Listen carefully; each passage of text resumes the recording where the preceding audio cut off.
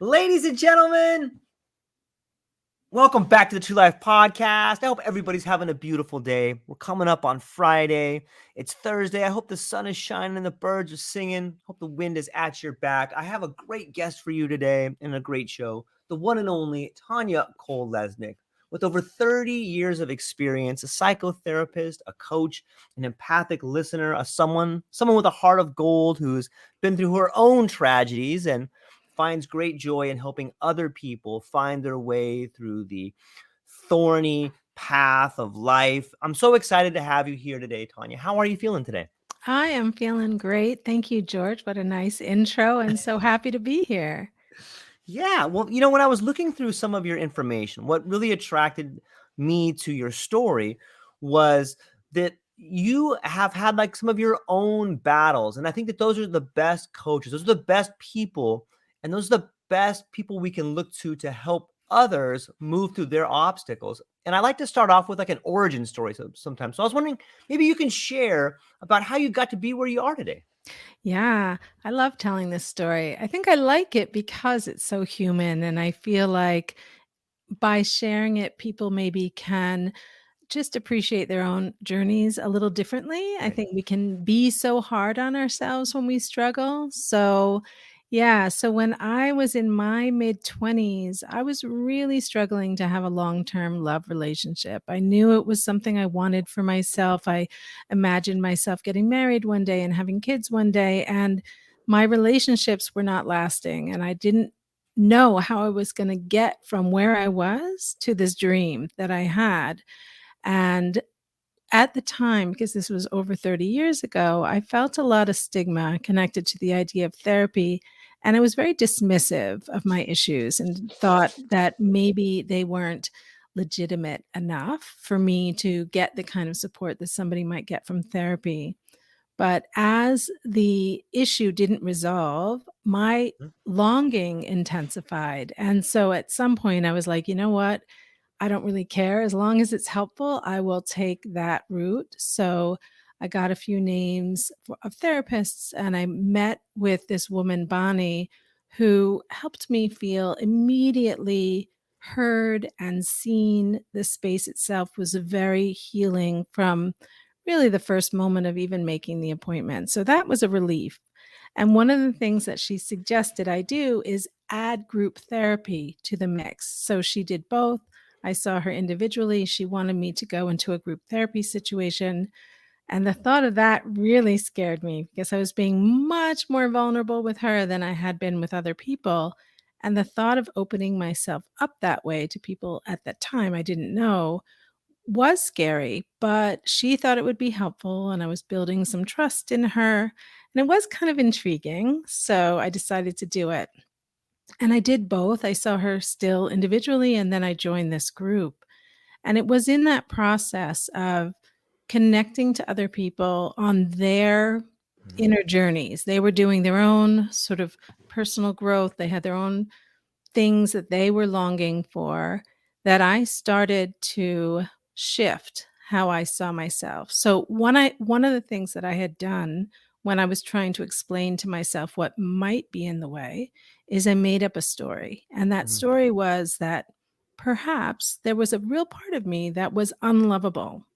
And so that was a story that I carried into this group situation, thinking that maybe that was true about me. And that was some of the fear. I was really afraid that that would be the story that somebody might see as true and call me out and say, well, you know what? You Mm. actually are unlovable. That was the real fear.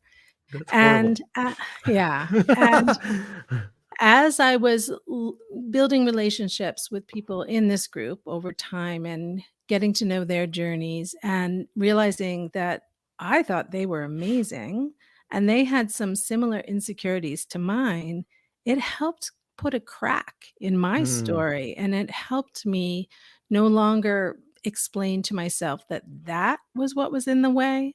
And I kind of learned more about just my humanness and what that means and what it means to have needs and all of that. And it helped me show up differently.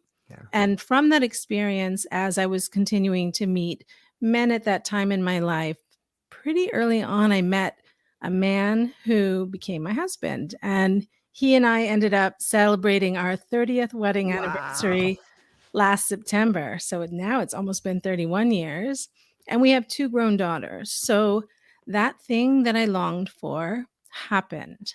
But the part that I hadn't anticipated was really connecting to myself in a much more compassionate, loving, deeper way. And it allowed me to start to navigate through the world in a way that was much more fulfilling. And then I decided to leave my career, which I think I said I was a graphic designer at the time. I left that career, went back to school, and became a psychotherapist and personal development coach at that time, and have been doing that work, like you said, technically for the professional part, almost 30 years, but started the schooling more than 30 years ago. And in that work that I do, it's my greatest honor and wish to help other people have transformational experiences of their own so that they can more fully connect to themselves. It's such a beautiful story, and I got a ton of questions, and I want to. I'm looking forward to a question later when I ask you about the documentary film you made. But before I get to that question, why do you think it is that in group work we discover our individual self? Mm. Yeah, I feel like we see ourselves reflected back from other Yeah. humans, like there's a lot of nuance. We're all different, we're all individual, and yet there are so many things that we also overlap with other people on. We have similar limiting beliefs. We have Mm. similar ideas that we grew up thinking the world was a certain way from the messaging that we each got growing up. And while they might be specifically different, but there's a lot of overlap in each of these stories that we carry. So seeing ourselves, I think, is probably one of the most powerful parts of group, and touching some of those deeper spots that we might go into a setting not realizing that we're carrying something, and then somebody will speak about something that resonates so strongly, and then that helps us connect to a part of ourselves. I love language, and I love listening to certain words that find their way into the conversation. And earlier in the first story that you told, you had talked about part like a crack, there was a crack that happened. And I Mhm. had this question. Sometimes I think that we're all flawed, and there's a hole. Mhm. Some people say things like there's a hole in my heart, or I felt broken, or I was Mm. incomplete. But all of that language finds its way into this idea that maybe there's supposed to be that crack. Maybe you can't learn some things. Maybe only some things can develop inside of you. What do you think? Yeah, I love that. I mean, even the language of flawed, because I think I Yeah. very deliberately don't even, I kind of make the distinction that we're not flawed, we're human, Right. and there's a difference. But Right. yes, I mean, we're all being human Right. means that we're not going to do things perfectly and smoothly and all of that.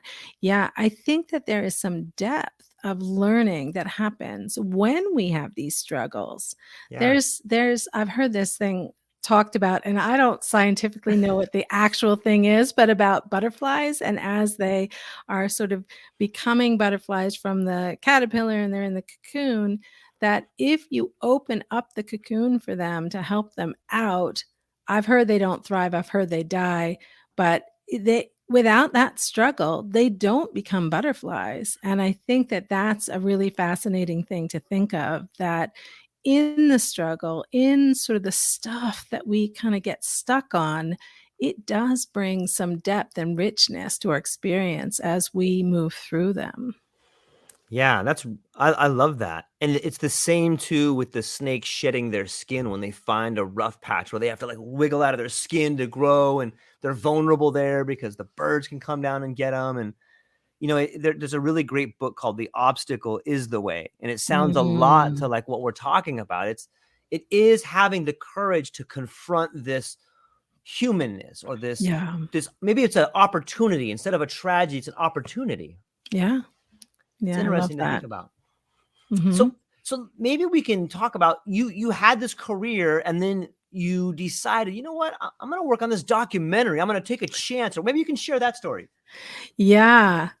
It's interesting because that was also another pivotal moment in my Yeah. life. So I made this little documentary a couple of years ago now, and it really is the story that I just shared with you all. This story of me kind of just connecting to myself going through this. And I made the documentary, which just that alone was so interesting for me to really sit with that because when I went through group and therapy initially, I did feel a lot of stigma about it Mm, and didn't share that with a lot of people. Only the very inner group in my life got to know I was doing this kind of journeying because I felt some shame about receiving this kind of support and felt like even though I was seeing myself as more human, I still felt it still felt vulnerable.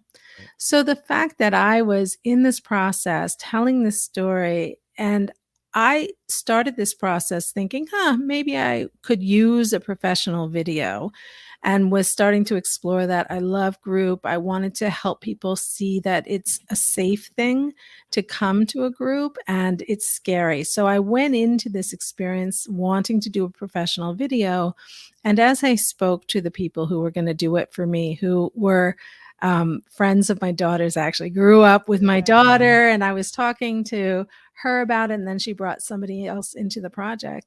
They started to talk about the idea of doing documentary format, which God, it made my heart sing. It was just, and this is one of those things where I wasn't really expecting it to kind of evolve this way, but I started to follow my heart. And so that was part of the conversation. I didn't know if that was the wisest use of my time and my money, but I knew I was excited and decided to do it. So, on so many levels, one, the excitement, two, that I was going to create this story that I used to be afraid to share with people. And now I was going to put it out there into the world with some real pride in that journey. And so that was such a transformation to be able to do that as well and to tap into. I said that I had left graphic design. That was something I had very deliberately done, but I wasn't really connecting to that creative part of myself as much as would be the best honoring of who I am at the core. And so coming back to a creative project like that was really exciting for me. And then there was another part too, because at the time I was working for somebody else. It was a creative project I wanted to do independently, and my boss at the time was really open to that kind of thing. And I loved that. But while I was doing the filming of the documentary, I had this little voice that showed up inside my head that said, maybe it's time for you to go back out on your own because my career had both. I had been working for other people at times, working for myself at times. And that was a little inconvenient because I was actually what I thought was in my dream job. I really loved this job that I had at the time, but there was a part of my own voice that just by the nature of working for somebody else that doesn't get as fully as expressed as it does when you're really fully the the top yeah. decision maker about everything. And so that led to yet another transformation in my life where I ended up leaving that job and starting to grow this beautiful business and starting the process of guesting on podcasts. So it's been a whole nother journey, which has been really exciting.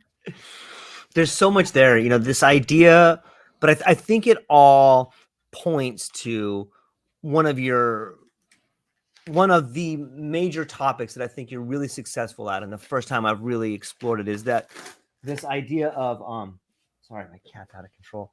Um, this idea that creativity and listening to your inner voice are maybe the ways in which we can begin to balance our inner and outer alignment. When you talk about creativity, Mhm. there's something that happens in the human condition when we create something, this thing just lights up in us. It's like I honestly feel like that's what we're all here for. Like we're Mm, all creators. We all have this gift, but if we nurture it and we listen to that inner voice that's trying to help us crack that egg of creation, or we listen to that inner voice that's gently whispering in our ear that we're good enough and we're beautiful and we should try to translate that vision into reality, all of a sudden this thing grows in us. It lights up yeah, inside of us, right? Like maybe you could talk a little yeah. bit about the inner and outer alignment and creativity and the voice inside. Yeah, it's interesting. I hadn't really thought about that in terms of necessarily creativity because Okay, I think, "Oh, I'm creative," but not other people have their other things. I think sure. everybody's got this inner magic, but I Yeah. think you're right. Like, there is a form of creativity regardless of what it is. We all have the different things that we gravitate towards, but, like, that thing where we are using our full voice and we're putting it out there in the world and we're allowing ourselves to be fully expressed and we allow ourselves to be seen. Mm. Yeah. And I think that there's so much magic that lies in there. And I think when people give themselves permission and the space and embark on those journeys of continuing to check back in with yourself and see what you want and need along the way, it's we become so sparkly is a word that I often say. People who really do that, I feel like they sparkle.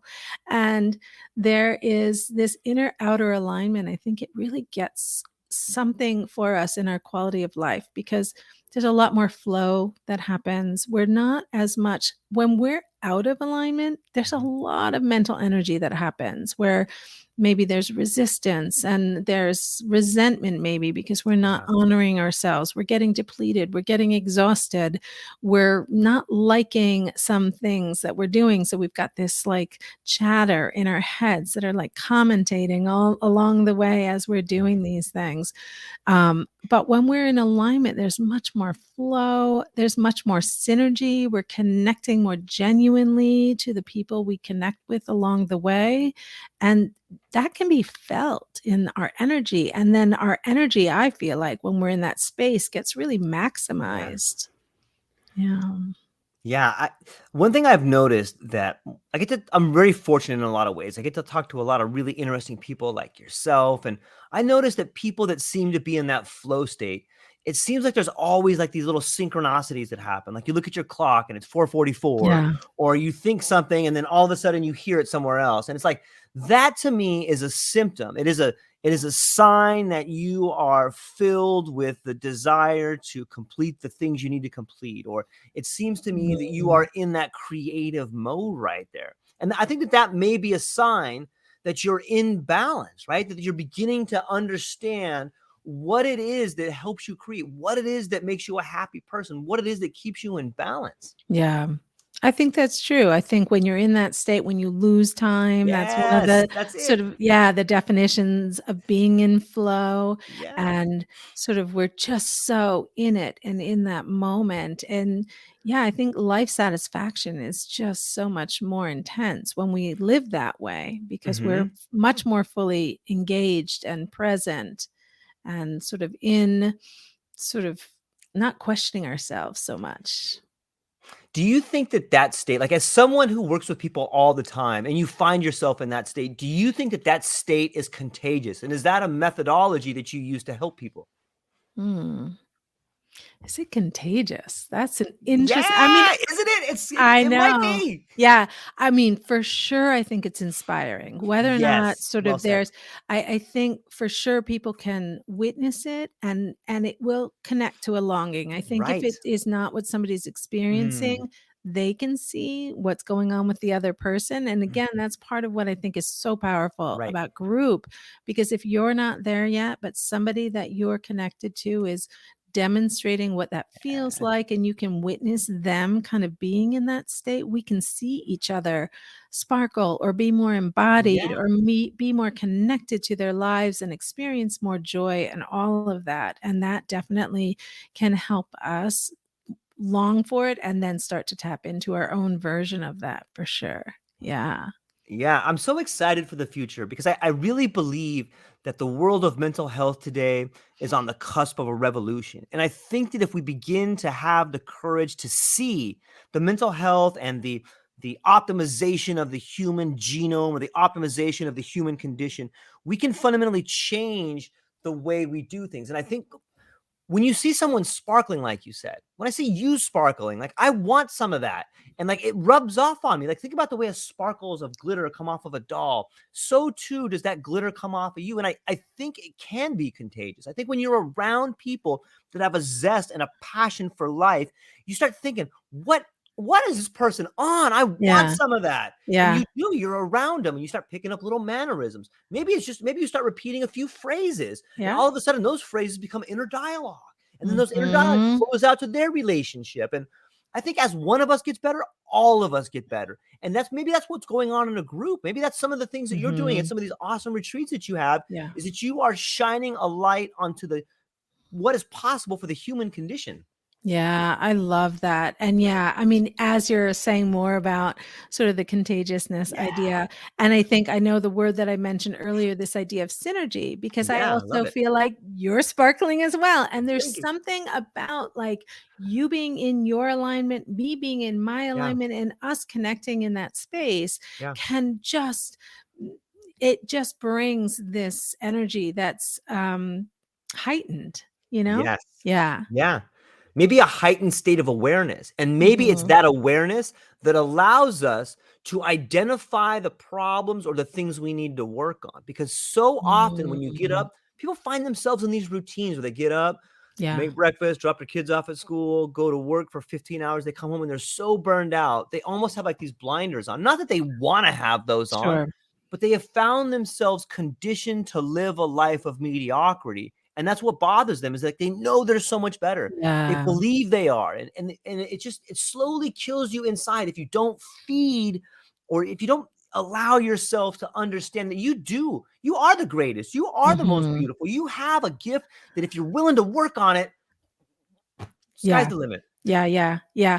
And one of the things that I've been talking about recently, and I've been using language this way because Yeah. I know you were saying you really like language. I do as well. And I think the more we can sort of make it accessible and Yeah. easily understandable, the more we can use it. And so I've been recently talking about this idea of energetic clutter, and that Oh. we all have stuff that takes up space in our psyches. And if we're not paying attention to it, it can run the show. So Mm. things like limiting beliefs, I'm thinking of the scenario that you just Yeah. described, limiting beliefs that keep us sort of following along with certain patterns in our lives that originally got developed from childhood. Maybe there were somebody else's beliefs in our cultures. And we believe that there are certain shoulds in there, certain have tos. And if we don't question those, yeah, we'll continue on saying, well, I got to just do it this way. This is, I got to suck it up. This is the way work goes. And this idea of starting to say, all right, but maybe there's another way. And to give yourself that time and space and ability to start to explore, well, what could another way look like? Yeah. And this idea of energetic clutter, I think what happens is it will take away our ability to connect to our intuition, to our true hearts, if we're not careful, because it can take up so much space. If we think we have to take care of everybody else before we can get back to ourselves, or we have to please others, or we have to be productive at all times, we can just be so depleted we don't even know what our hearts want. Yeah. And if we look at the world of our life, if we look at our life we live as a series of patterns, once you begin to allow that energetic clutter to become a pattern in your life, it gets stronger and stronger and stronger, and probably becomes a habit at some point in Mhm. time. And another way to say it is, if you don't listen to that inner voice, it stops talking to you, Yeah. you know? And but it's easy to reconnect if you just take time, and you can. And I know people have kids and they have jobs and they have bills and they got stress, but if you could just maybe start off with 5 minutes a day just to sit and think about silence. Just think about that for a minute, Mhm. and things will slow down. And all of a sudden, you'll hear your heart sing in a way that makes sense to you. And I believe there's something magic in that, right? Yeah, I love what you just said about like even though we can follow these patterns and like lose ourselves in some of these patterns, yeah, it's really not that hard to Yeah. start to reconnect. And I think it's that belief like, oh, yeah, 5 minutes will make a difference. Yeah. It absolutely will. And to give yourself time to nurture that and give time and space for that and trust that little by little, you'll start to reconnect and start to hear what your heart wants if you listen. So this brings me to this idea.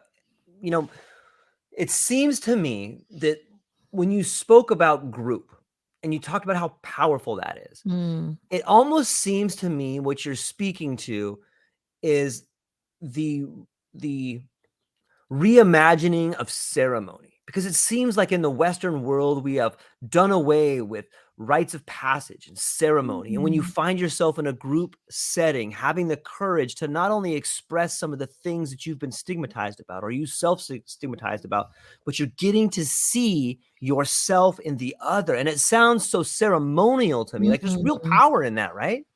Yeah, for sure. And it's the group itself while it's happening, but there's Yeah. also something we carry when we're in a group situation Mm. like that. I know because I've had the experience and other people in my groups have talked about it as well. Like when we go out into our lives and do some of the things that we talked about together, we feel the support Yeah. from each other because we know that we've got kind of a team of people that are there for us. So even though we're alone handling some of this stuff, we really do feel that ongoing support. It's in there's such a sense of camaraderie when you share things with people and you've put yourself in a place of vulnerability, because that's where the real growth is, right? It's like, hey, here's this thing I'm kind Mhm. of ashamed of. I can't believe I'm going to tell you all this. And Yeah, someone's like, I have that exact same problem. Here's what that's I've been right. thinking. You're like, oh my God, that's what I was thinking. And That's then right. all of a sudden you go from living a life of self alienation to like, wait a minute, I'm connected to everybody. And you know what? Maybe if I can take the words of Gandhi and try to become the change that I want to see in the world, watch out. Then that Mhm. light kind of blossoms in you. People are like, man, why is this person so bright? It gives me Yeah. goosebumps. I love it. Yeah, I love that too. And I think one of the most beautiful things that I get to experience doing the work that I do is I get to be Yeah. in these very sort of vulnerable conversations with people. They let me into their vulnerable space. So I get to see all the time. I'm not alone. I'm not alone on a regular basis in a way that's not typical. Most people don't Mm-hmm. get to see that as regularly. So that helps me for sure know I'm not alone. But I'm not always in that space of being the one to be vulnerable and put that out there. And so I make sure to have that set up in my life as well. I attend retreats and get different kinds of coaching support or whatever I might need along the way so that I also can be the one that puts myself out there and being vulnerable. I do share parts of myself when I'm working with other people, but I need to be mindful about it not being too much about me since I am in a different role in that setting. But yeah, there's something about I went on a retreat in Italy about I'm going again in September. So last September, I went on this retreat and I remember like really feeling vulnerable about something about sort of wanting to fit in, but also wanting to honor myself and trying to find that space. And I spoke to it in a way that really resonated for people. Mm. And some people responded to that during the time we were doing the workshop, but other people came to find me later and said, "Oh, what you said, it really spoke to me." And that's what happens. Like, yeah, we all can hear each other, stuff resonates. And that feeling of knowing that this is safe here to go into that space and people understand it and people understand me and I'm not flawed. I am dealing with some of this human stuff that can kick our butts sometimes. It is. When I think about that, sometimes I have a problem with like the word retreat, because it seems like maybe people should be going to a confrontation, because it seems to Mm. me like that's what you should be confronting, the very thing that scares you. And when because I'm so big on words, I'm like, man, here's a person that is a little Mm. bit that's really trying to work on themselves, and we're gonna let them retreat. No, we're gonna let them Yeah. confront it. Maybe it's a summit. We're gonna go to the summit and solve this problem, or maybe it's a Yep. confrontation or something like that. Yeah, yeah, or facing stuff. Yeah, Yeah. Yeah, for yeah. sure.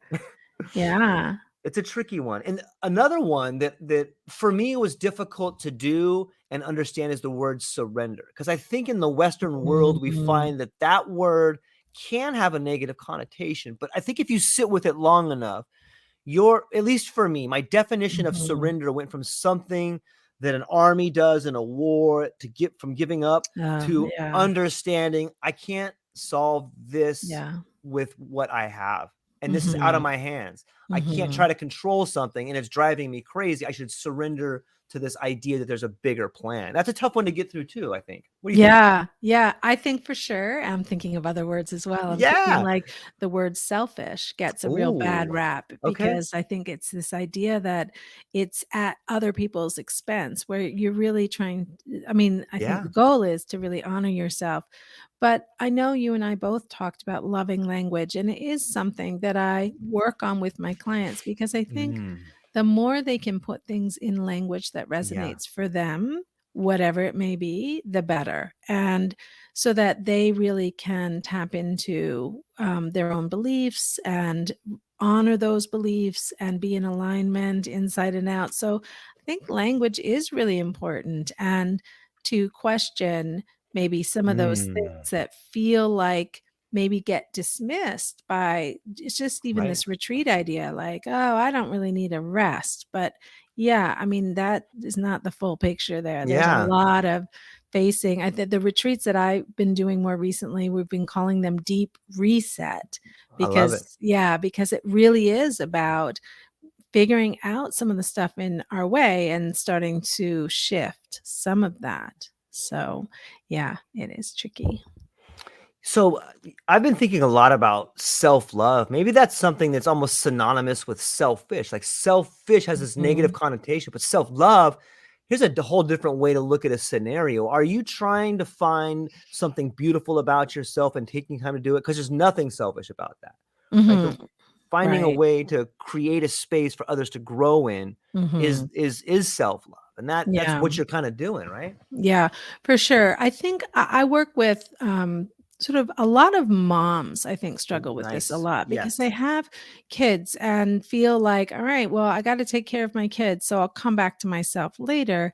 And don't always recognize how important it is for our kids to see us as moms taking really good care of ourselves and what that looks like and what that does for us. And so many moms struggle with that. And so, yes, I mean, to help people learn that taking care of yourself is not selfish. I don't usually call it selfish, Yeah. but I Yeah. think people do feel like, oh, if I go and do this thing for myself when my kid needs help with their homework, then am I being selfish? And to really help people see how important it is to take care of ourselves and to show our kids what that looks like.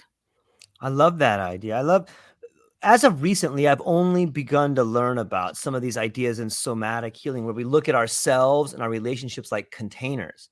And when you talked about Mhm. being a mom and like taking care of yourself, or being a dad and taking care of yourself, Yep. but thinking as yourself as a container and your relationship as a container, that's pretty powerful, right? Mhm. Yeah. Um, right, it's interesting what you're saying, seeing yourself and your relationship with yourself, are you saying, or relationship, sort of the partnership, the co-parenting relationship, or all of the above? Like a Yeah. babushka doll, like those Russian dolls where you Yeah, pull yeah, them yeah. apart. You know what I mean? Yeah. Yeah, yep, all the different layers. Yeah. Yeah. So important because if you don't address those things, then even if nothing is ever said, energetically stuff gets felt. If somebody's feeling Yep. depleted all the time, that is felt. If somebody's cranky or, and look, we all have moods and moments, and we're humans, so it's not that that's never okay. But if there's a pattern of like, oh, I feel resentful, I'm always doing everything, and that gets played out again and again, whatever it might be. I think that is something that impacts people around you and they feel that. And so, anyway, just a bid for making sure you know that self-care stuff is not selfish. It's critical and important, and to figure out what that even looks like. Because sometimes a nap could be a Mm, form of self-care, and sometimes a nap could be a form of avoidance. mhm. And so really learning about ourselves and learning how to assess what do we need and what helps us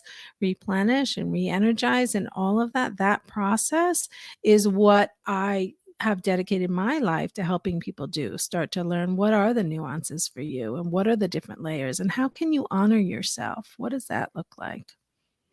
It's interesting to me to get to hear it in that aspect.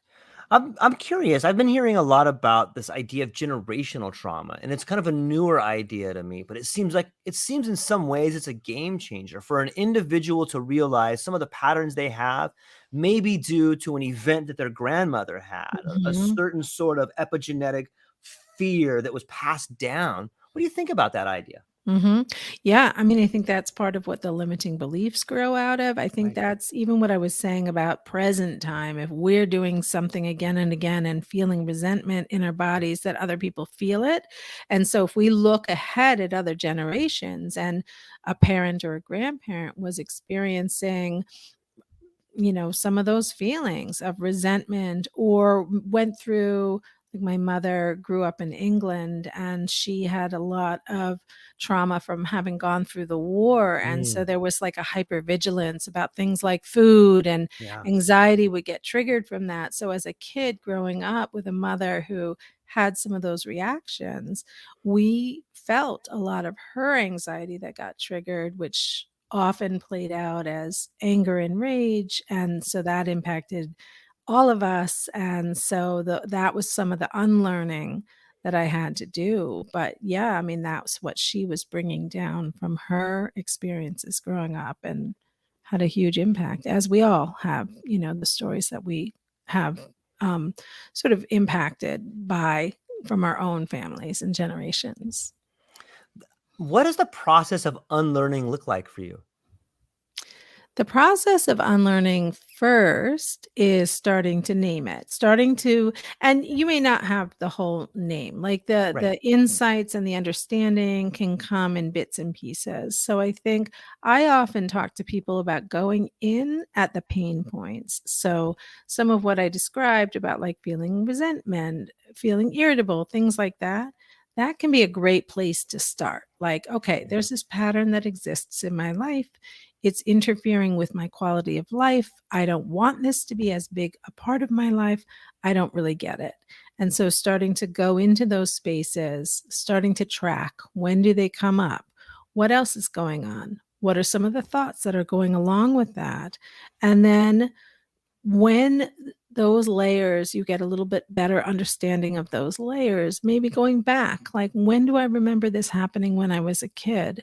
What might that be connected to? What was some of the messaging that I experienced? So it's a lot of peeling away the layers, trying to understand and starting to name. And then when you do start naming it, then I think that can be really helpful in not following the impulses. So let's Mm, say I shared a little bit about my mom having this pattern of anger and rage. And so I think that was part of my story, that it was unlovable piece. That was part of what impacted that story as well. I learned people pleasing tendencies partly from that. And so I learned how to not rock the boat, how not to fully show up because I didn't want to set her off. And later, it wasn't safe to set anybody off. So that was some of my messaging that needed changing and catching myself. Oh, I'm going into this people pleasing state. Oh, yeah, that's that thing I do. Oh, that doesn't serve me. Oh, that's my tendency. So the more we know ourselves, the more we don't have to just follow those things that are not serving us. And we can remind ourselves as we start to name them and know where they come from, remind ourselves like, oh yeah, that's a story. And that's not really what I need to follow right now. I love hearing that. Thanks for that. In some ways, it seems to me like an explorer finding new territory and beginning to, this is a deciduous tree, or this plant is dangerous, or that's a squirrel. Yeah, You know what I mean? Like you start that's right. naming things, you start getting comfortable with the environment. Yeah, for sure. And I think, I was just thinking, even as I was sharing that story, I was thinking, yeah, but there is some truth to if I stop doing some of the people pleasing stuff that I've done, along the way, might people be annoyed and frustrated with me? Absolutely. So it's not that there's no truth Right. to the fact that there are going to be some kind of impact from me shifting some of that.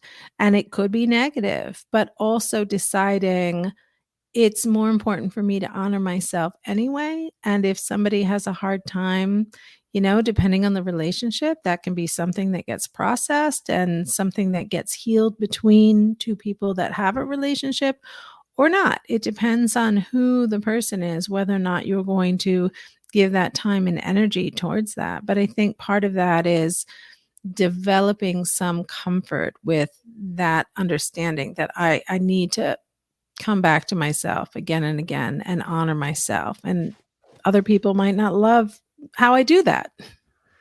It's very true. It's very true. And I know in some of the struggles that I've had in my life, I found myself falling into the despair and the cries of, why me? This is so hard. But the way I've combated that is like, yeah, it should be hard. Like all growth is hard. If you want to Yeah. become a better version of yourself, you're going to have to struggle. And if you think about your foot being jammed into a shoe that's 4 sizes too small, that hurts. So you're Mhm. growing, you have to put it, you got to make a bigger shoe. You got to have a bigger environment. You have to push the boundaries of what is possible so that you can become not only better for yourself, but better for the Mhm. family and better for the planet. And if you fight it, the problem is in the resistance. The problem is in the, well, if I know she'll love me if I just become this, or I just do Mm. that. And if you can learn to see that in your life, you can be like, oh, it's me. I'm Mm. this problem. You know what I mean? Like you're Yeah. connected to it. And Yeah.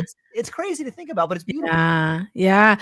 Yeah. I was just thinking as you were talking this idea, often I'll be working with somebody and there's a real, I think, longing to get to this place of smooth sailing. Yeah. But that's not a thing. Like, this idea of smooth sailing, I mean, if you are in just this smooth sailing situation where there are no ups and downs, then you're probably pretty disconnected. And not to say that you don't have flow and quality of life, but to really be able to know that part of human means there's going to be loss. There are going to be days that feel harder than other days. And Right. you were also talking about, getting into the space sometimes of why me. One of the things that I've learned to embrace is that discomfort is part of transformation. And so it's like I get a little bit excited sometimes Yeah. when somebody's going through some uncomfortable stuff and they don't always get it. But because I see, like, yes, you're touching some deeper stuff, some tender spots. And by even going there, it's already a sign that growth is happening. And that's really exciting. But what can be tricky, I just did a post about this. What can be Yeah. really tricky is understanding discomfort and understanding that sometimes it is a sign that growth is happening. Sometimes it's a sign that you're out of alignment. And how do you know the difference? And then it goes back to really peeling away those layers, knowing yourself, and always staying in growth mindset so that sometimes maybe you're wrong or sometimes you're not sure, and giving yourself time and space to see what comes up from your heart on each, with each period of discomfort. So do you like, even being out of alignment is growth in a way though, right? Because you have to learn that you're out of alignment. Like That's right. it's For sure. Yeah. And that's kind of what I'm saying is like it could be either. So you need to yeah. know enough that it could be one or the other and to start to explore that to figure out what the answer is for you. Absolutely. Knowing that is really helpful and it shows that you know yourself. You're starting to know yourself. Yeah. What are some techniques? I know a lot of people that seem to rely on the Socratic method of asking questions when they're working with people who are finding themselves in challenging times. Is that a technique that you use, or what are some rules or maybe some guidelines that you could give to people so that they can start working on themselves? I think back to part of what Yeah. you said earlier is like spending 5 minutes in quiet. I think Yeah. spending some time really very deliberately coming back to yourself, connecting to yourself is so important. It doesn't take long. Journaling can be really helpful. Some people find it really helpful. Some people resist it. I'm an on and off again journaler. I've never really fully like had a steady practice with it, but at times I really do find it helpful. That can be really helpful. But starting to figure out what are the things that help to ground you for Mm. each of us. What are those things? Because our perspective shifts depending on how we're feeling. And if we're starting to feel somewhat dysregulated or off kilter, whatever that means, then the way our mind thinks about things could be like what you said earlier about, like, oh, why is this happening to me? Whereas when we feel more grounded, we're not going to explore things in that same way. And so things like going outside in nature for 10 minutes, letting the sun touch our face, whatever, so that can be really helpful for people. Even like I feel like TV gets such a bad rap, but sometimes just letting yourself chill for a bit, not totally disconnecting, not totally getting lost in that, but letting yourself just kind of change the flavor of what's Mm. happening in that moment and catch yourself just catching your breath and replenishing and giving yourself some time to come back to yourself from a more grounded place. What does that look like? So, yeah. Yeah. I think whatever it is you need to meditate or turn yourself off or just get away from Mhm. the self dialogue that can be Yeah. consuming at times, Mhm. it's an important part of creating a new pattern of thinking. It's an important part of becoming a better part of you. And what do you think about it seems to me that throughout our lives, I guess you could say that our lives are a series of crises strung together like beads on a necklace. But it seems to me that those crises, those tragedies, they are jewels on a necklace because there's real growth that happens in those tragedies. And I say that from the person who has seen people really close to them die. That Yeah. story is not unique to me. Everyone Mhm. has their tragedies, and they're everyone thinks that their heaviness is the deepest, and it's true because Mhm. it's yours. But how do we get people to see these things that seem like a crisis in their life? How do we get them to see that they're incredible learning experiences? Yeah. I'm not sure how we can get people to see anything unless they're sort of open and willing and Right. interested in that. But to speak about it from that perspective, I think can be really helpful and so true. There are things, I mean, a couple of things. When somebody's going through some sort of crisis, in some ways, it may give them permission to give themselves Yeah. more, to say, "You know what? I can't deal with that right now." And sometimes people are better at doing self-care things, for example, when they're going through something hard because they just are not able to do their usual thing, as they shouldn't be. I mean, it's a lot to go through any crisis. So if somebody's experiencing some more pain and from that they give themselves more grace and time to replenish or whatever it is that they need and have more compassion towards themselves, that is an amazing opportunity for people to learn that that doesn't have to be only during a crisis. And I think, yeah, losing people can be so painful, of course, and then it does get us all to kind of touch our own core and Hmm. connect to our own feelings of mortality or awareness of Yeah. mortality and sort of feelings that come up around that. And yeah, it does lead to some processing on a much deeper level that can come out of that. And yeah, so I hope people do get that and hear that. So when we talk about mortality, I have a friend of mine, Ranga Padmanabhan, incredible guy. And we always have these really fun discussions. And he says to me, George, everything is because people's fear of death. And when we get into this discussion about death, and we start thinking about when people close to you die, you feel really bad, and maybe it's because your fear of death. But I'm curious to get another opinion on it. What part, like, how much do you think the fear of death plays in our daily lives, and leads to fear in our lives? I think it's a lot. I mean, I think it does impact decisions that get made, and um there's that, the thought that went through my mind is like fear of death. And also there's a money piece in there too of like, oh, I've got to be able to take care of myself. Like there may be several things on that list that get us activated because there is that fear element. Um, but yeah, I mean, I think that fear of death leads to us thinking, well, I only have a certain amount of time on this planet, so I better start to figure out how I'm going to enjoy that journey. And so, I mean, that's my hope. That's the best case scenario, that people would really connect to wanting to live as fully as they can because of it. But I think it's a big thing. Yeah. Maybe it's just some of the things that I've been going through or listening to. Shout out to Moises Figueroa. Thanks, Moises, for commenting down there. I really appreciate it, and I hope you're enjoying the broadcast.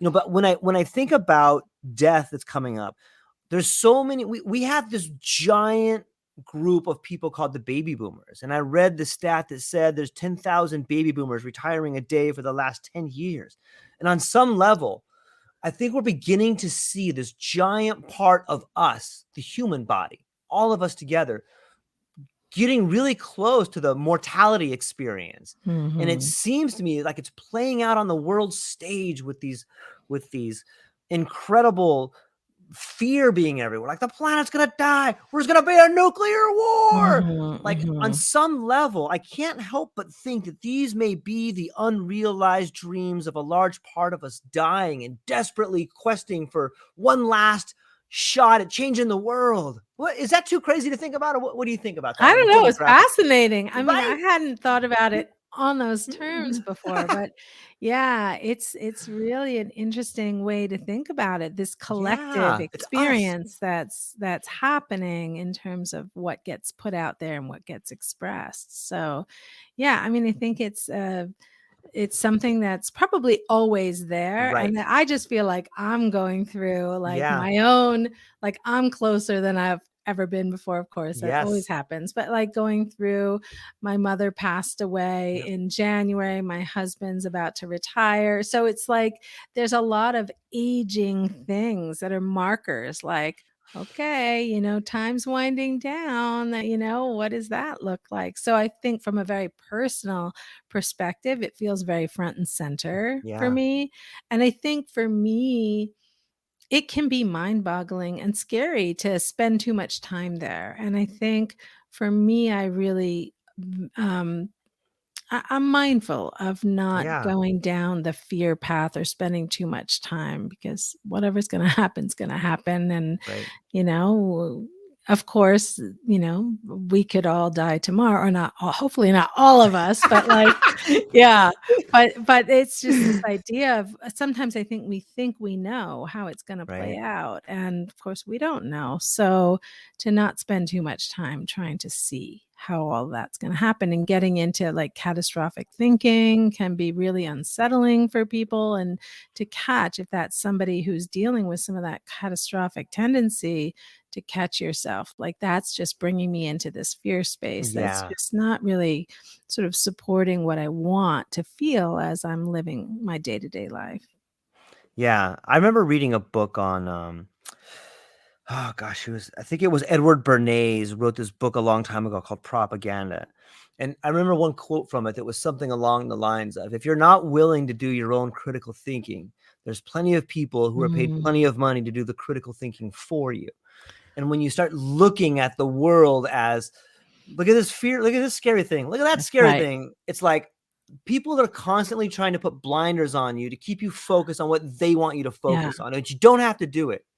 That's right. I think that's true, and to be very mindful of figuring out what do you allow into your environment, because if you allow too much of that Yeah. stuff that gets triggering and dysregulating, and then that becomes your day-to-day experience, yeah, your quality of life will be impacted by that. And so to be mindful of what are the things that Right. trigger a lot of anxiety, and not to put your head in the sand and not pay attention to anything, but to make sure that you're paying attention in a way that is not keeping you too steeped in this idea of like whatever can scare us, because there's plenty out there. We can really sort of spend a lot of time there if we so choose.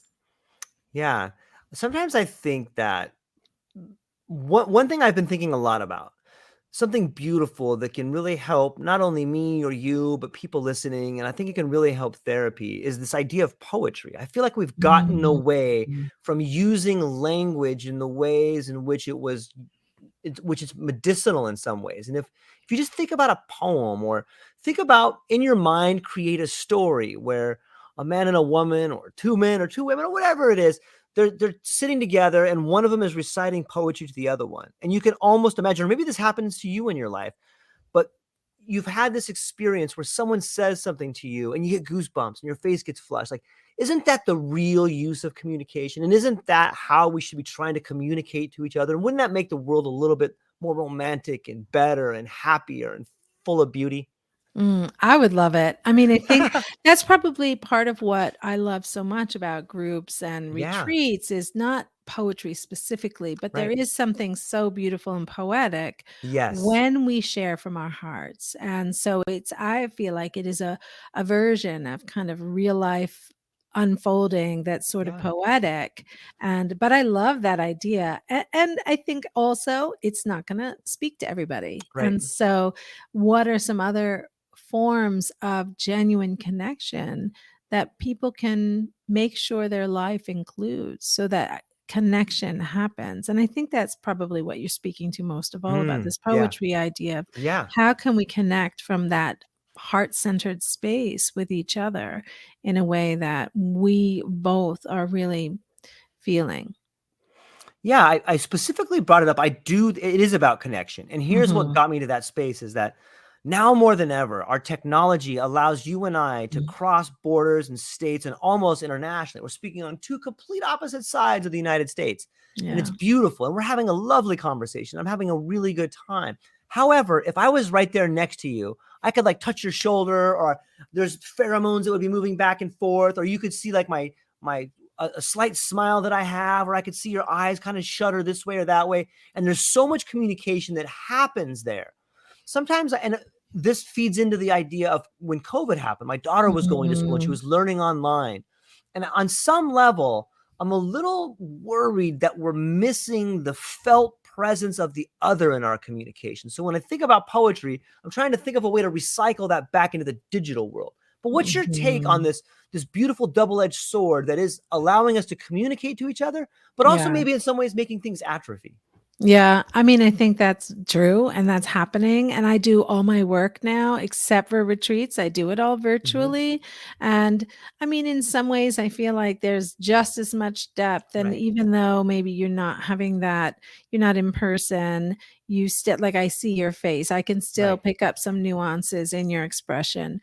But yeah, there is something about being present with each other. And I'm going back to that poetry idea. There's something about sort of a way to connect and sort of be a little bit less formed or something. I feel like there's Mhm. something about the digital world. It's like everything is so formed. There's so much available. It Yeah. can be so much and overwhelming. And can we simplify things? And what could that look like? And how can we reconnect to some of that purer, like, I don't know, ways of meandering through the world without like everything being so intense and I don't know, in depth. Yeah. Yeah. I do. I'm so bullish and so thankful for this spot that we're in, and AI and all these things. Like, I see the greatest explosion of creativity happen that hasn't happened probably since the Renaissance. I see people that used to be truck drivers becoming content creators. I see people that used to work in a job that they hated all of a sudden expressing themselves like an artist. And that to me is so exciting. And when I see like these multi-billionaires like, we should stop AI, what I see is a guy who has everything fearing that he's not that much because Mm, the people down here are just as good as them. And I yeah. love it. I'm so excited for the future. Yeah, I love that. I mean, and you said it earlier, but just all the different conversations now that Yeah. are happening Yes. that didn't used to happen. That's And right. I think podcasts like yours and Thank putting you. stuff out there and letting people sort of hear some of this stuff that didn't used to get talked about at this level. So it normalizes some of this personal inner world stuff that Right. maybe we didn't put out there quite so much. But I love what you're saying about sort of evening up the playing Yeah. fields and like you can just show up as yourself and put that out there. And there's room for that and there's space for that. And anybody can do it. They can. And earlier in the conversation, you had spoke about your initial move into a group setting when you talked about relationships and there was some stigma to that. Like maybe these Mhm. conversations are helping a younger George or a younger Tanya not have that stigma. Maybe they get into Yeah. the group 4 years earlier or 6 years earlier or something like that. Then they can fully actualize who they are 10 years earlier than we did, Yeah. right? Yeah, that's what I think. I think sort of using these conversations as a way, not using them only as that, but that they will help to normalize some of these journeys that Mhm. we all, if anybody's interested, I mean, not everybody chooses to do it, but those people that really choose to check in and sort of see how to honor themselves, what does that look like? I think, yeah, there's more out there for people to not feel so alone in all different ways. When you let's say that you find yourself working with a client and you see real change happen in them.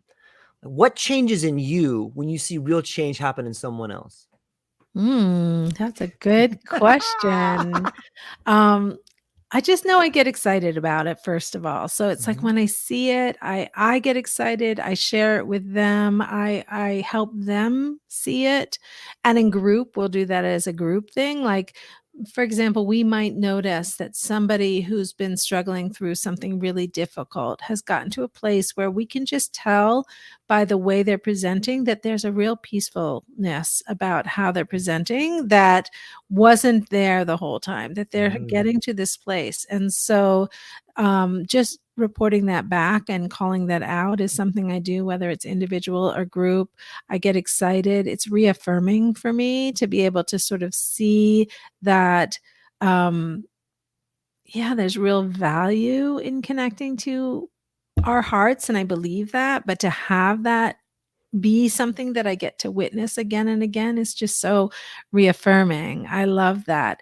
And, again, I'm human. So I go through my own ups and downs with my Sure. own journeys. And I think for me, it's inspiring to see somebody really take their journeys and be intentional about how they want to move through life and grow from that. And it is reaffirming from my place of my work, but also as a human being to see somebody honor that and grow and have really positive experiences from that. Yeah, I love it. That's really well said. Thanks for sharing that. I'm always Mhm. curious to see how that feels because I think a lot of times, at least I remember when I was young and I had to go, my parents got divorced and we had to go see this therapist. And I was like, oh man, what is this person gonna tell me? And so I read about all the stuff. I'm like, okay, if you go into therapy, I remember I was like I was probably in middle school and like I was really scared and I didn't want to do it. So I read up on like what are the body language people with problems have, and it was like people that have problems use body language like this and are like this. So if you don't have any problems, you sit back like this and you're really calm. And so I read all that and I went to the therapist. I just did all that, and she skipped over. She just skipped through. And I looked at my parents. They were like, "Oh." My sister was like, "This is crazy," but I was trying to be as cool as a cucumber. And she talked to my mom, talked to my dad, talked to my sister, and they're like, "What about George?" He goes, "I think he's okay," and I'm like, "I'm all right." Oh, But it was you like it was the horrible. I was just masking it. You know what I mean? yeah. But Mhm. it's interesting to say that. But I bring that up because I'm always curious to know what the person asking the question gets out of the question. So thank you for answering that. Yeah. Yeah, that's interesting. I mean, and it's people can certainly lie in Yeah, therapy, although totally. I don't know what you're getting out of it if Right, you do right, that, but right. Yeah, I mean, there are time I can only know what somebody either demonstrates for me or Right. shares with me. And so, although group it can be this other shared experience that is very different from individual, and that's something to be able to see somebody both in an individual and a group setting gives me a whole nother layer of information that can be really helpful. In learning sort of what's true for somebody or not, because somebody telling me about how they connect socially is very different than watching them be able to do it.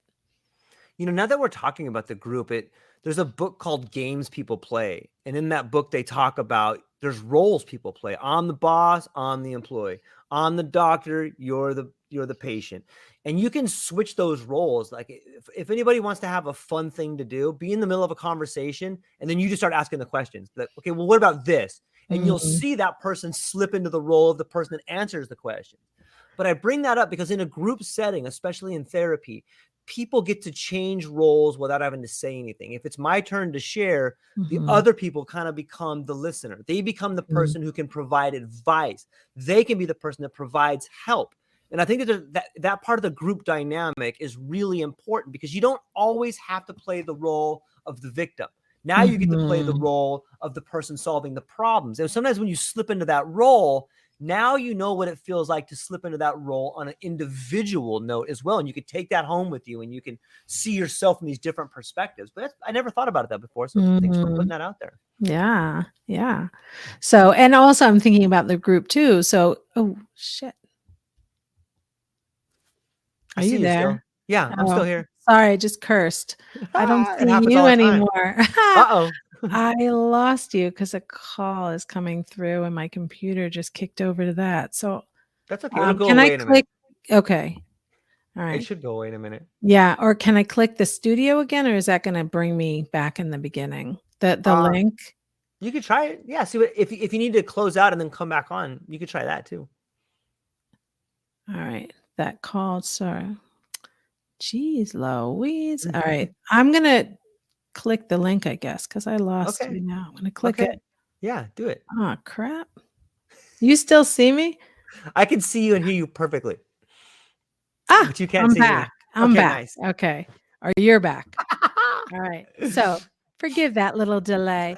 Um, what was the question? I feel like we were just getting into something and I can't remember now We where were we just left talking off. about the different group dynamics and the way in which you can switch roles between being the person who has a problem and being the person who can give advice to the other problem in group setting.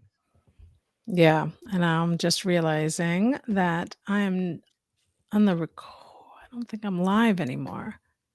No, you are. Well, I mean, you are on my side. Yeah, yeah, yeah. But what I click to Oh, watch live. oh, there you go. How about Okay. now? No, it's so weird. Oh, but then I just saw myself do that. Oh my This is goodness. like therapy in itself. Like you got to see yourself do something and now you're judging it. All right, yeah, that's right. All right, I'm gonna hit enter studio. So let's see Okay, what do it. happens. Okay. Okay. So I'll add this one and then I'll cut this one. Oh Okay, how shoot. about now? Okay. Okay. Better? Oh no, I'm double now. Okay, hang on. Let me Oh let me do my this. goodness. That's okay. Now you're better. Now you're single. Hopefully. Mm, okay. We're Sorry for back. that delay. Okay.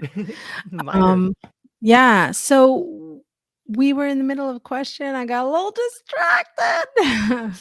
Okay, no, this feeds in perfectly because life happens. And sometimes you're in the middle of a session or you're in the middle of talking to someone, and boom, life happens to you. Oh my God, my kid got hurt. Oh my God, my relationship's not working. Oh my God, this bill came in. How are we going to do this? But it's these Yeah. little things in life that hit us, and it fundamentally changes the trajectory that we're on. How do you deal with that? I love that. And I'm just thinking of the whole you said this, I think I don't know if you were implying this or not, but this idea of inner critic. Like I Mm, could very easily go into the space of like, "Oh no, I messed it up." And what did I do? It was going so Yeah. well or whatever, and get into this Yeah. whole inner critic space and start to beat myself up. And I think people can be so harsh with themselves where, Mhm. they have this idea of how they want the day to play out or some goals that they have for themselves. And then when the journey doesn't work out the way they're thinking it's going to, then they can get really harsh with themselves. And so I think just to have some compassion again and to not make yourself responsible for all these ins and outs of going through life. And also that it's not such a big deal, right? Yeah. And so it's like, all right, so we had a little bit of an interruption. We survived it. And so to not give it so much weight. So that's very true on a personal level. But what happens when you're in your relationship and you're having a fine day and things are going well, but your partner or someone in your Mm. immediate zone, they are having a tough one and they have decided that you're the problem, that they're having a tough one. How do you dance around or how do you tango through that? Yeah.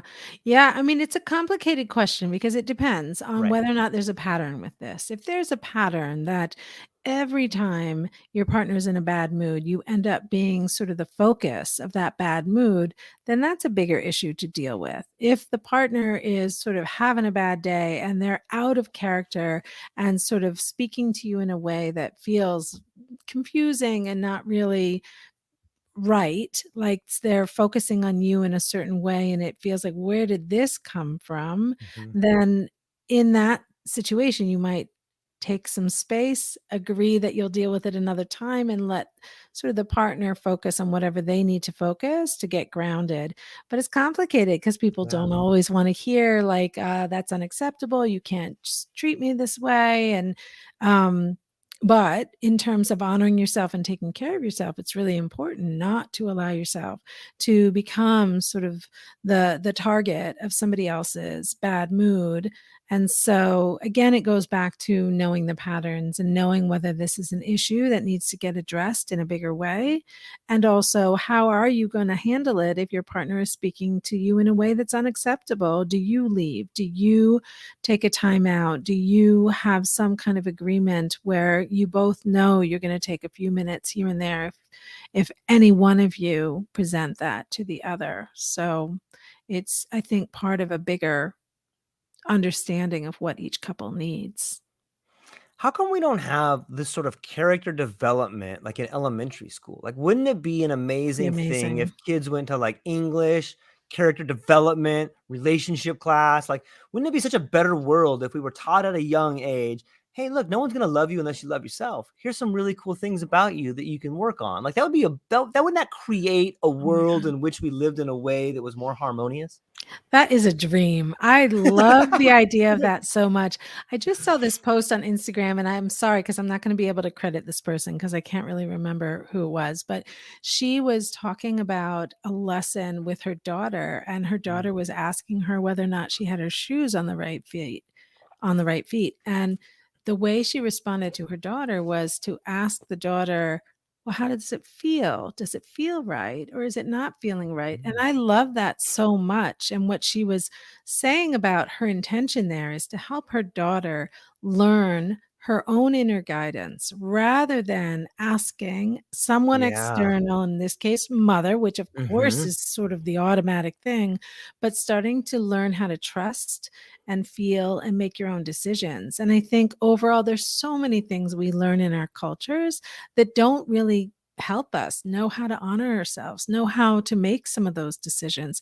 There is such an external focus on Right. how do we get sort of the guidance that we need so that we know how to move forward without the real process of checking in. And I have to be mindful of that in my role as a therapist and coach because I don't want to be in this dynamic where people feel like somehow I have more answers than they have because Mm. I want people to learn how to check in with themselves and to really know how to make some choices that work for them personally. Yeah, this brings up some interesting points about the way in which we practice medicine and therapy. And, the ultimate goal, it seems to me, of someone who is a therapist or a doctor is to have the client never come back to them in as short amount of time as possible.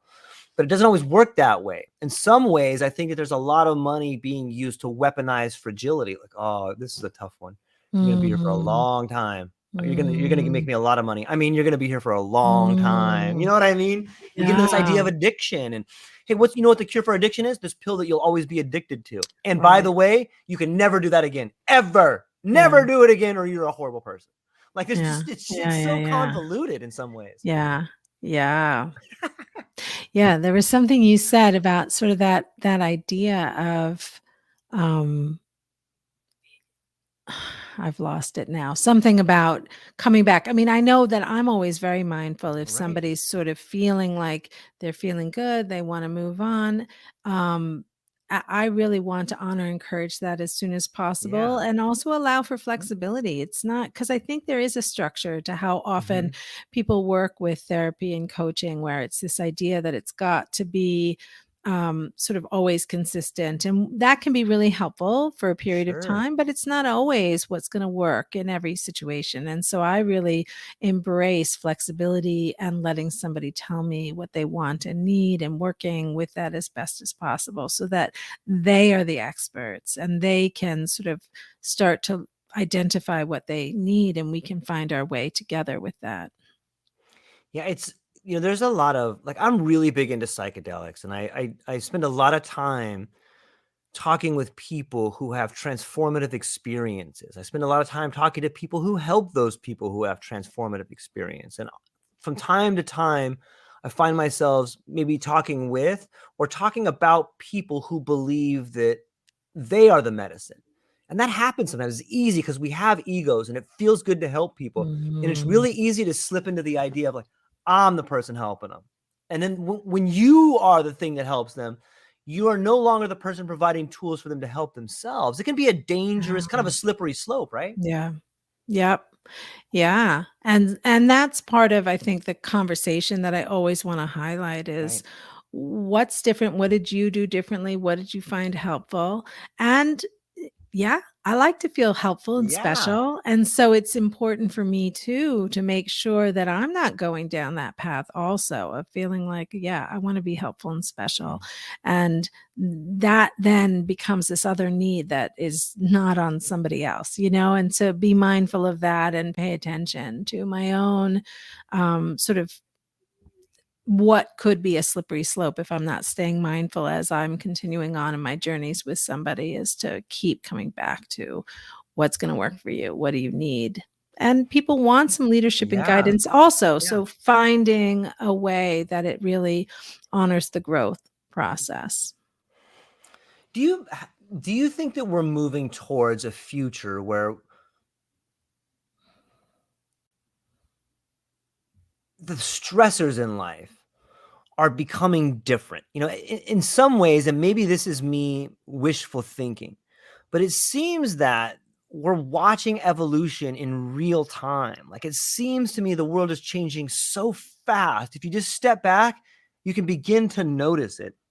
And it seems that this idea of the world that our grandparents lived in or my parents lived in, and this is specifically in the West, where you take the grandparents go to an old folks home, the kids go to school, and the parents go to work, and we all spend our time at these institutions being all alone together.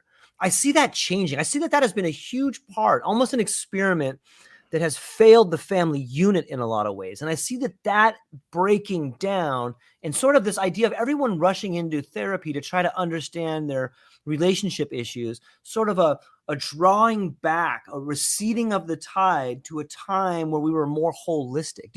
Is that something I'm making up in my head, or do you see that pattern there?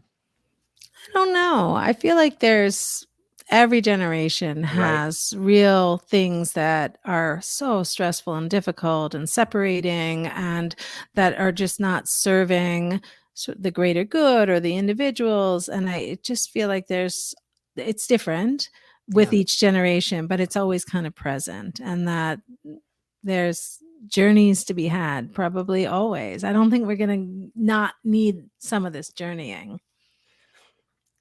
It's interesting. In my podcast, sometimes, like now, I often feel the problem I'm describing for society is in fact a reflection of my life. It's therapeutic for Mm. me. So thank you for my therapy session so far. It's been awesome.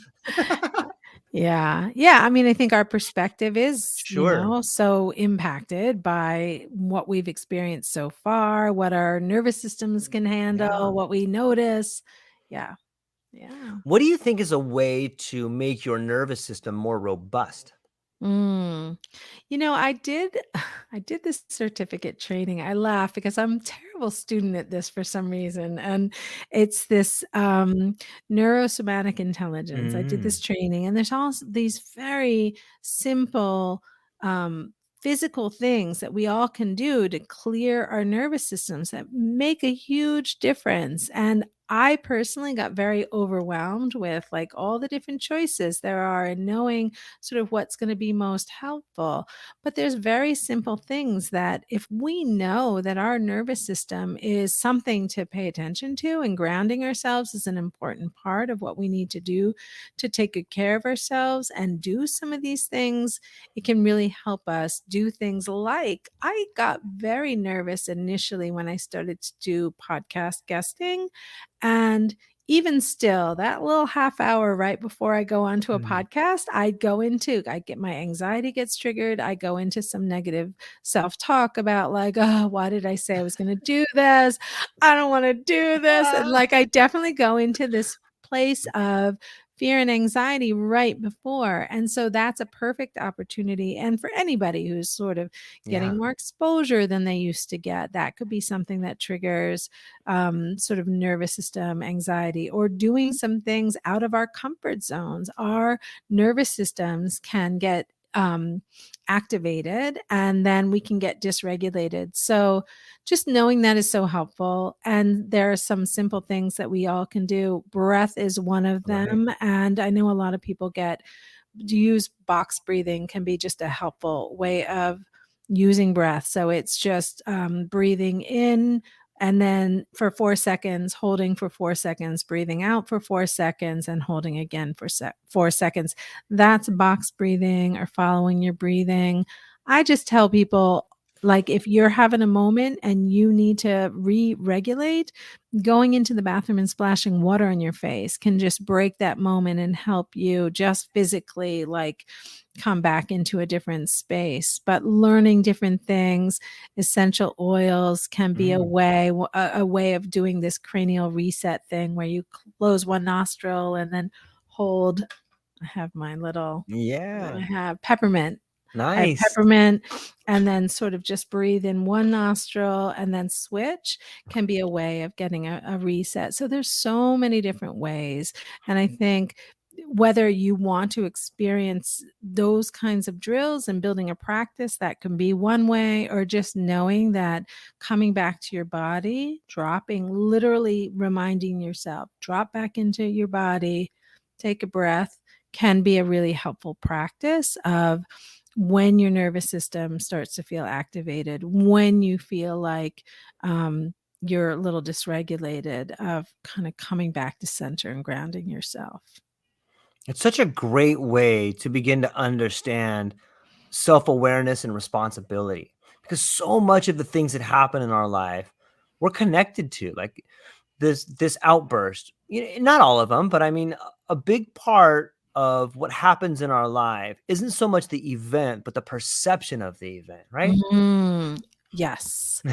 Yes, yes, yes to that. Right. I think reframing does end up being Mm, a lot yeah. of what I work with people on, because and then it can go back to some of these limiting beliefs, because if our um however we're looking at things becomes the lens. So if the lens is, oh, I'm bad if I do this, or, I need to show up this certain way, or I won't be accepted or loved, whatever it is, and starting to use reframing as a way to process things is important. And I think can really be helpful, especially if there's something that you keep getting stuck on.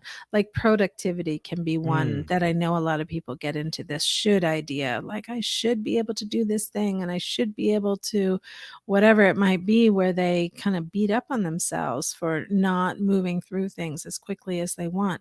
Um, and so many people struggle with that. So, yeah, I think that reframing is a great tool. Yeah. You know, when you bring up the word productivity, I should probably work on myself because that word really bothers me. I saw a video yesterday. Like if you take a chicken and you stick its head to a chalk line, or if you take a chicken and then you Mhm. draw a line like that, that chicken will be like, "Oof." It'll like almost pass out. It'll go like into this catatonic state and it won't be able to move. Mm. And so, you know, while we as human beings are not chickens, all you need to do is look at a board of directors or some people that work at a multinational corporation or Wall Street or governments, and they'll tell you productivity is the holy grail of profit. Oh, like I despise on every level the world in which we look at people as a number.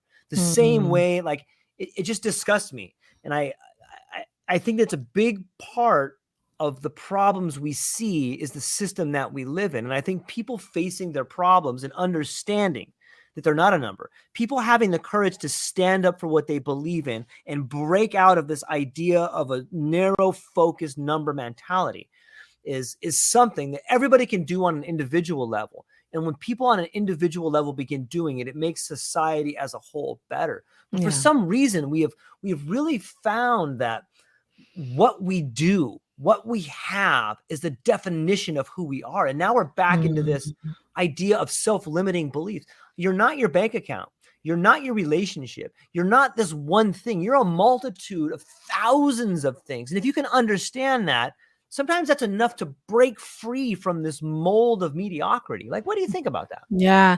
Yeah. I mean, from a very personal experience, when I left the job that I had Okay. right before starting this business, I was new to using online as a way to put myself out there and all of that, and just deciding what do I want it to look like? How is this going to grow? I definitely had like shiny object syndrome, and I kept Sure. thinking, oh, I should do this, I should do that, and I very much felt like a hamster on a wheel. The pace that I felt like I needed to be moving at was uncomfortable. I didn't like it. I wasn't experiencing sort of satisfaction in my day-to-day life. I was feeling like I got to hurry up. I got to do this thing, and definitely feeling like, oh, I've got to sort of productivity is where it's at. I mean, I Mm-hmm. definitely was stuck in this place with that and challenged myself to know that there was a limiting belief in there and to know that it was hurting me because I really was not enjoying my life from that Right. space.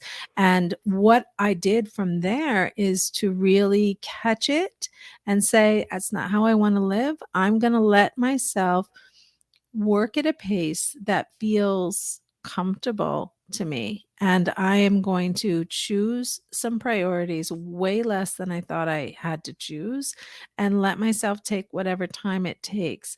And that has changed everything for me in terms of my day to day life and my experience of being able to trust what just feels right in my body as I'm moving forward. And am I any more productive or less productive? Honestly, it hasn't really impacted my output, really. It just changed that busyness, that Right. perceived Mm.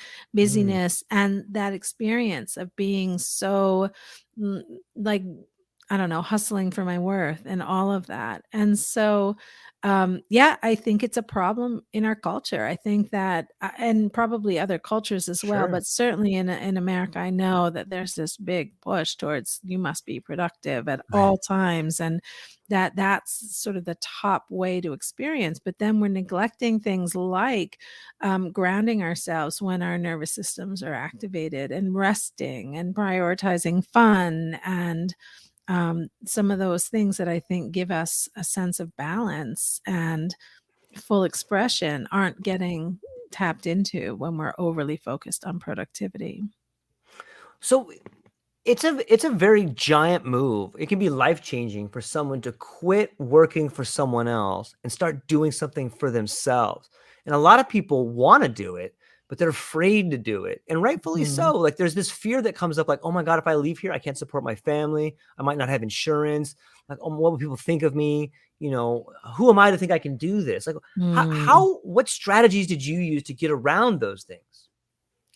I think little by little to figure out what are some of the steps that I need to take to start to feel ready for Hmm. that. So, figuring out maybe for some people, it could be writing out a business plan, getting really clear on what it might look like. For some people, it might be saving some money that would allow yourself to have time to be in the growth part of a Right. business and to look at all the different pieces and what do you need in place to help that be a safe move. You don't want somebody to take a step like that if it's going to be devastating to themselves and their families. So to figure out what are some of the pieces needed so that I could move towards maybe part-time first. That was part of what I did, like a long sort of termination Right. process, and I went from full-time to part-time and then to doing it on my own after having saved some money to keep myself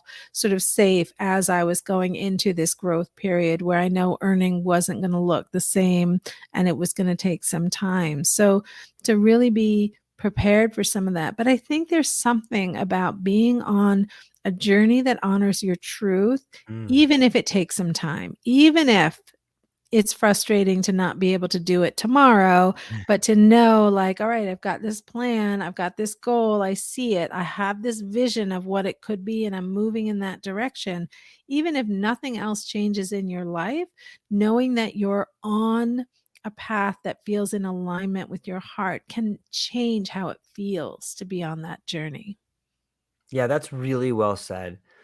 And I think having the courage to take those first steps, it's like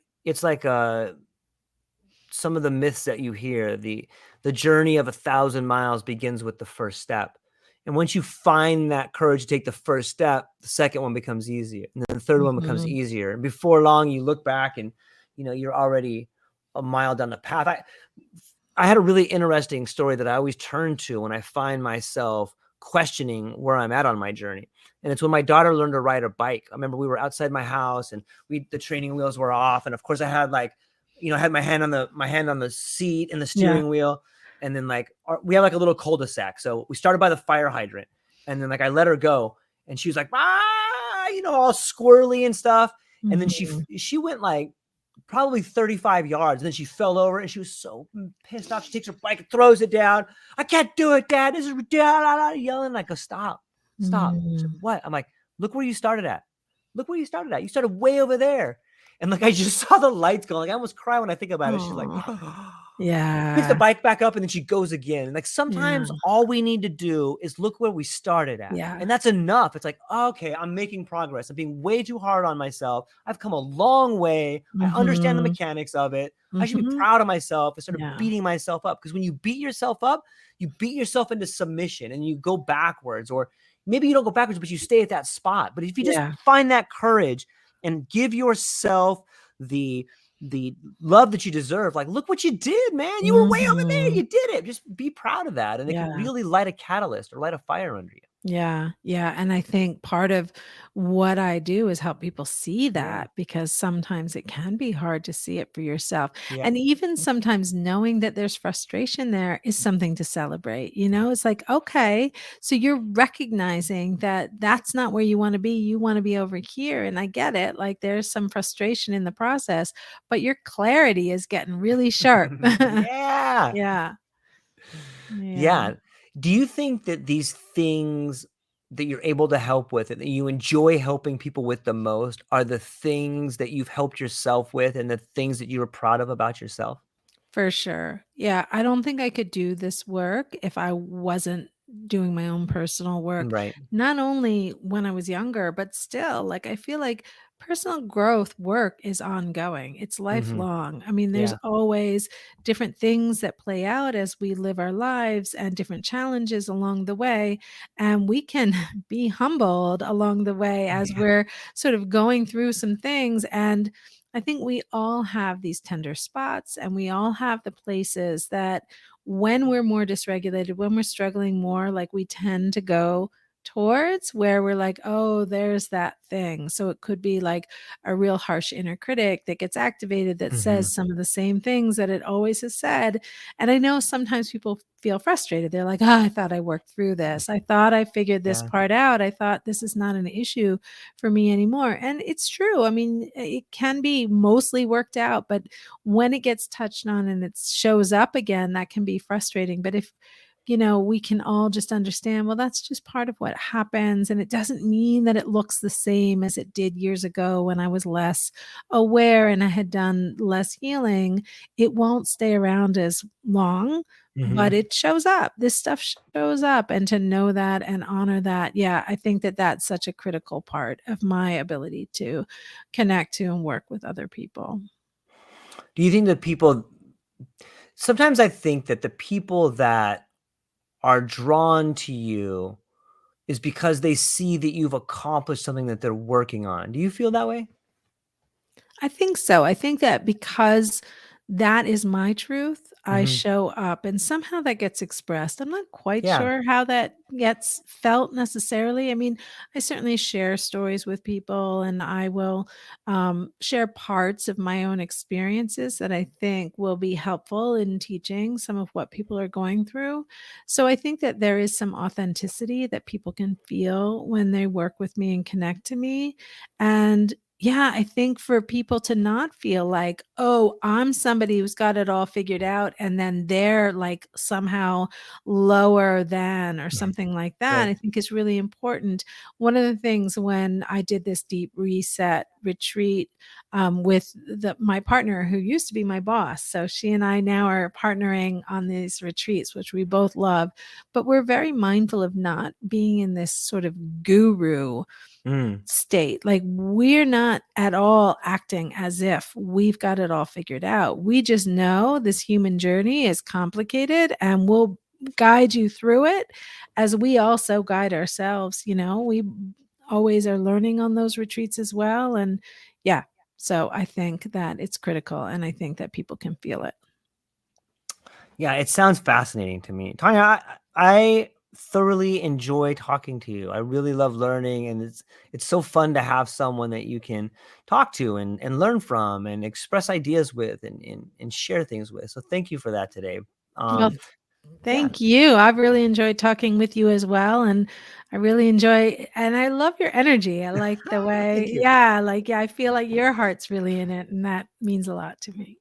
Yeah, I do. I care. Like the people that come on, I want the people that come on my podcast to I want the people listening to the podcast to see the light in the person I'm talking to because I care about the people that come on. Like, this person's awesome. I bet you tons of people will listen to this and they'll get value out of it and see us all as one person learning on different angles or standing on different foothills in the mountain of dreams. And so I, I really enjoy it. And I'm really thankful that you spent time with me today. But before I let you go, where can people find you? What do you have coming up and what are you excited about?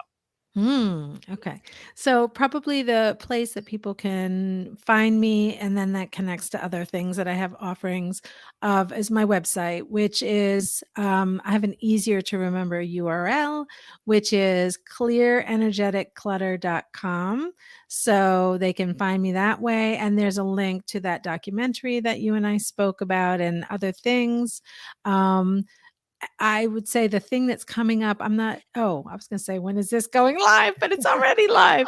So, but I have a retreat, one of these deep reset retreats in Cold Spring, New York coming up. It's just 2 days and that's in October. So would love for anybody interested in doing some of this deep work. It's amazing and special. And really, I mean, sort of the love that we all experience in that space it's just really magical. So that and what am I excited about? Um, I'm excited about the conversation that we had today. I'm excited about some of my own creative projects that I'm continuing forward with because I think that, I'm finding my way and honoring my heart more and more. And and by doing that, I feel like I experience just more connection and excitement in my life overall. So I love that. Yeah, fantastic. Well, I'm going to put all the links in the show notes and people will be able to go and check them out, your Instagram, your website, and they can see all the videos you're posting and all the helpful hints that you have to help people become a better version of themselves and everything that you got going on. I'm Thank hopeful you. in the future we'll be having some more conversations. And hang on one second because I'm going to hang up with the people, but I wanted to talk to you briefly afterwards. So to everybody that played a part in the conversation today, from Moises to Magic to everybody else in the comments, thank you so much for hanging out with us today. I hope you enjoyed the conversation and we'll be back tomorrow. Awesome. Aloha. Thank you.